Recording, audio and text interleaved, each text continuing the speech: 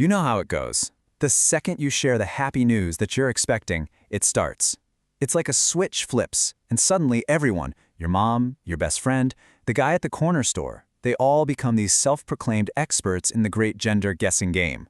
So let's just dive right into this tradition and figure out what all the talk is really about. It's pretty funny when you think about it, right?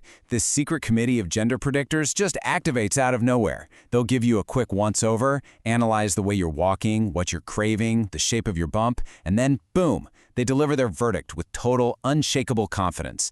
It's all in good fun, of course, and it's a huge part of what makes the whole journey so exciting. So, here's what we're going to do. We're going to count down the 15 most popular old wives' tales that supposedly mean you're having a boy.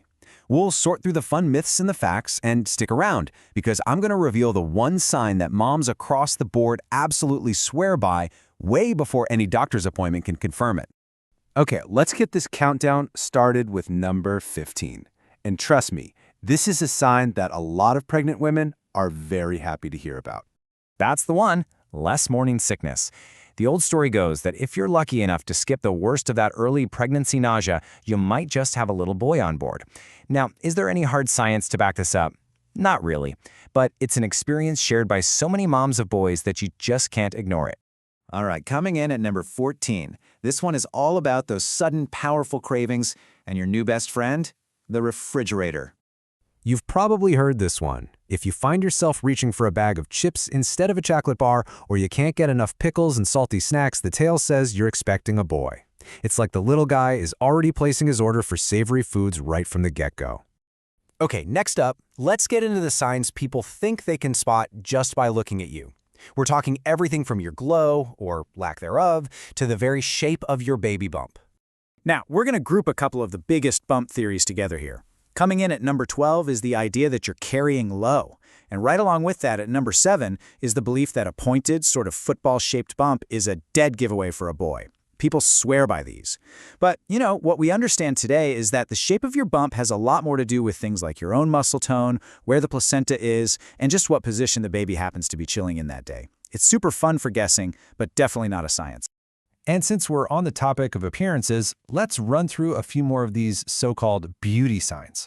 There's a saying that boys don't steal your beauty, which leads to clear skin. That's sign number 11. Then you've got number 9, the idea that your hair gets thicker and your nails grow like crazy. Some people even point to a widening nose as a sign, which is number 13. The real story here? It's all about those massive hormonal shifts that happen in any healthy pregnancy. It's your body doing its thing, not really about the baby's gender. All right, let's switch gears. We've talked about what everyone else sees on the outside, but what about how you're feeling on the inside? This next bit is all about your energy levels, your appetite, and even your state of mind. Okay, so here are 2 more really popular beliefs. Sign number 10 suggests that carrying a boy gives you more energy. And sign number 6 is all about a massive increase in appetite, that feeling that you could just eat everything in sight. And look, a lot of moms will tell you this was totally true for them. But medically speaking, things like your personal metabolism and iron levels are way more likely to be the culprits. I always find these next 2 pretty amusing. At number 4, you have the stereotype that boy pregnancies mean your mood is more stable and calm, compared to the emotional hurricanes some people associate with girl pregnancies.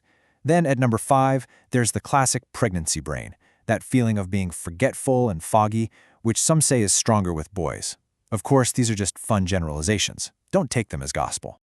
Okay, let's zoom in on one of the most persistent, most specific gender prediction myths of all time. I bet you've even heard a nurse or a relative mention this one during a checkup. This is sign number 8. The theory is simple. If the baby's heart rate is consistently under 140 beats per minute, it's a boy. If it's over 140, it's a girl. But the truth is, a baby's heart rate changes all the time. It depends on their age and whether they're kicking up a storm or taking a little nap in there. So while it's amazing to hear that little heartbeat, it's not a reliable gender predictor. So, all this guessing brings up a big question for every expecting parent. Where do you stand on the great debate? Are you team surprise, someone who wants that magical, in-the-moment reveal on delivery day? Or are you team plan ahead, someone who needs to know so you can get the nursery painted, buy the right clothes, and just feel prepared? There is absolutely no wrong answer, but it's a conversation every couple has. All right, we have made our way down the list. We've talked about food, bumps, moods, and heartbeats. Now it's time. Let's reveal the #1 most talked about sign that people say means you're having a boy. But hang on, before we get to number 1, let's quickly touch on sign number 2. This one's interesting. Do you feel like a walking furnace? Are you constantly hot, cracking a window open while everyone else is freezing? That feeling of being perpetually hot and sweaty is another classic sign people point to for a boy. And now, for the number 1 sign. The one that has nothing to do with what you're eating, what you look like, or what a machine says. It's all about what you feel. This is it, a mother's intuition. Ask moms all over the world, and more than any other sign, they'll tell you, I just knew. It's not logical, it's not scientific, but it's this incredibly powerful gut feeling, a deep-down certainty about who this little person is, long before any scan could ever tell them. For so many, it's the most real sign of all. So all these signs are a really fun part of the 9-month journey, for sure. But what about when you're ready to move past the guesswork and you just want a straight-up answer? Let's talk about the guaranteed, medically accurate ways to find out. You really have 2 main reliable options. The first is the one everyone knows about, the anatomy ultrasound scan. This usually happens between 18 and 22 weeks, when everything is developed enough to get a clear look. The second option, which is becoming more common, is the NIPT, or non-invasive prenatal test. It's a simple blood test taken from the mom that can accurately tell you the baby's gender as early as 9 or 10 weeks.